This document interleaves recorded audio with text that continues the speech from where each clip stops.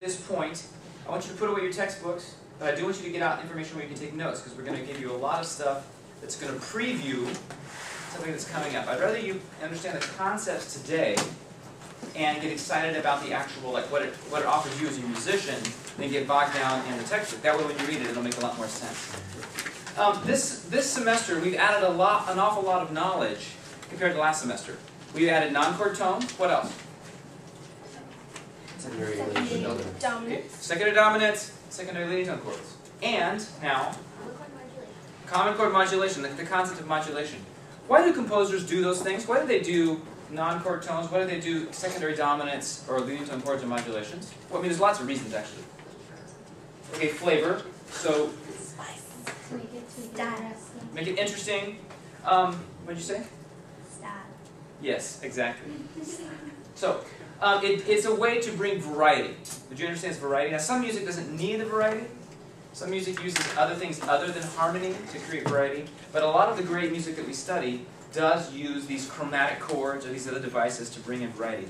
And today I'm going to introduce to you the concept of what is called borrowed chords. It's a third category of chords that are chromatic. And you're going to really like these, I promise. Okay? Crystal, can you come up to the board, please? Crystal is going to write up here the diatonic chords for the key of D major, starting on a D, across here. Okay? You use this mark. I hope it works. Okay? Now, someone else needed to volunteer. It's not going to be Aubrey, because she's got to refresh herself, she said, on this stuff. She's got to study this stuff. Someone else would be willing to write the chords, the common chords for D minor underneath these.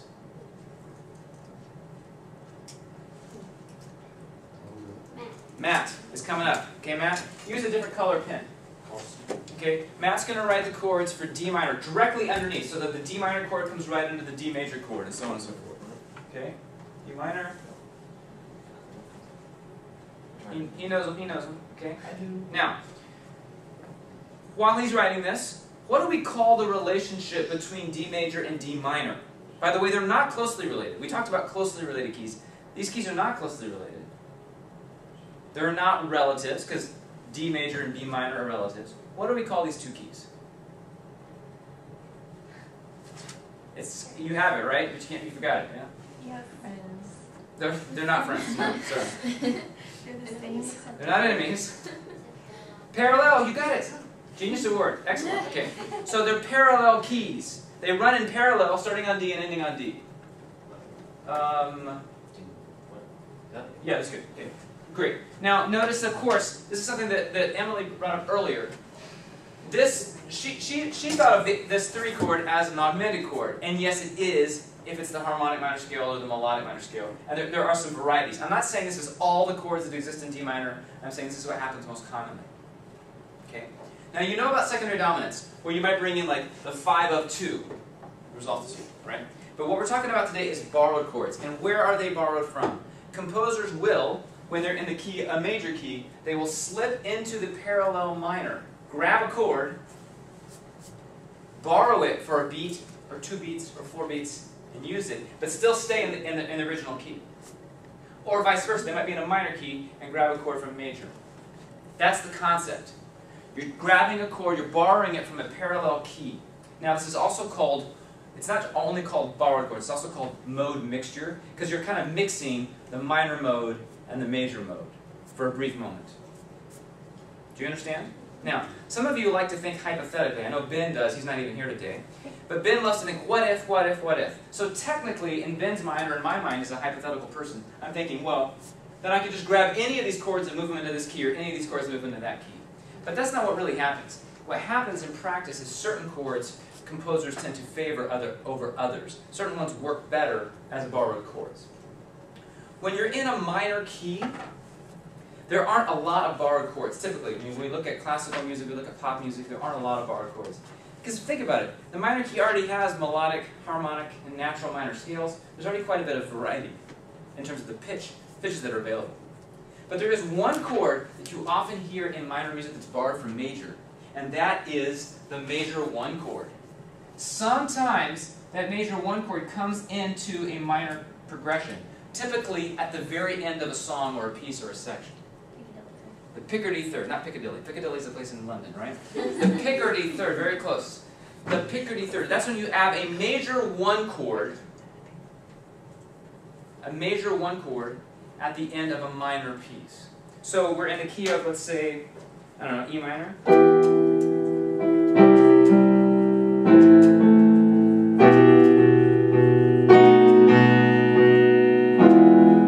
Without the dissonance there.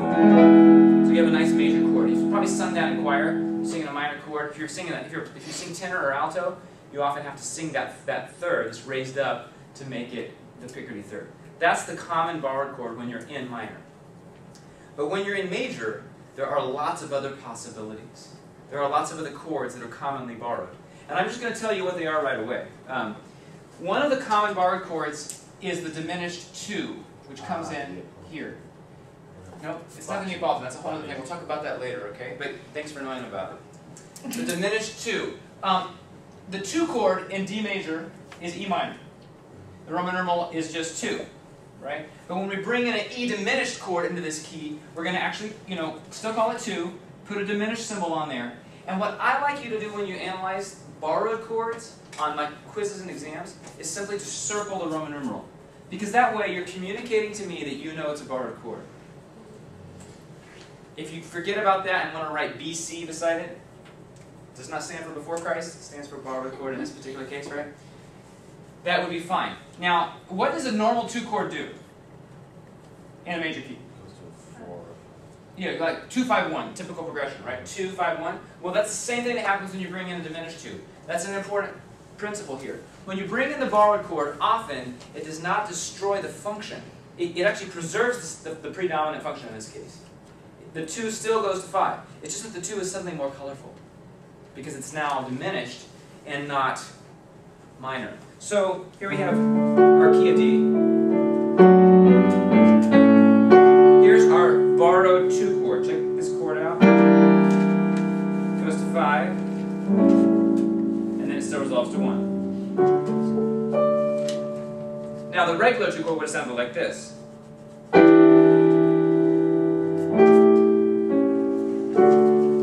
And the borrowed 2 chord. They have the same function, don't they? And what is the effect then into your ear of that borrowed chord? The borrowed chord adds like this whole new oomph. Yeah, it gets your attention a little more. It's a little more striking. Okay, that's one of the common borrowed chords.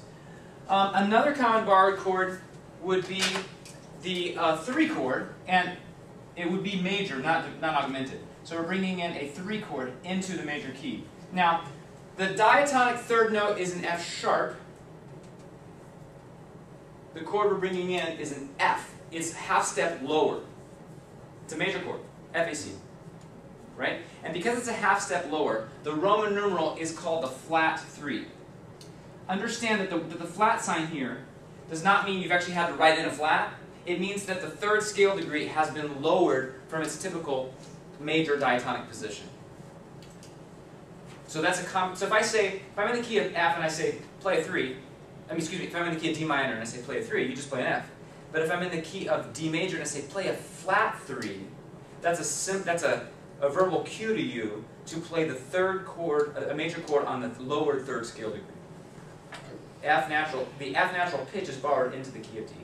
Now, one of the other common borrowed chords is the minor 4 right here. It's going to substitute. Matt didn't line this up, but it's going to substitute for the regular 4. And we're going to call it, we're just going to put a minor 4 and we're going to circle it to show that it's a borrowed chord. This is one of the most beautiful chords we have because, well, I don't know exactly why, but it has some strong voice-leading tendencies toward the 1 chord. Remember the plagal cadence, 4-1, right? So that's like the amen, holy, holy, holy, we sing amen at the end, right? So we sing amen, sing amen. Now, I'm going to play the 4 chord, and then I'm going to make it a minor 4. Sing, ready, amen?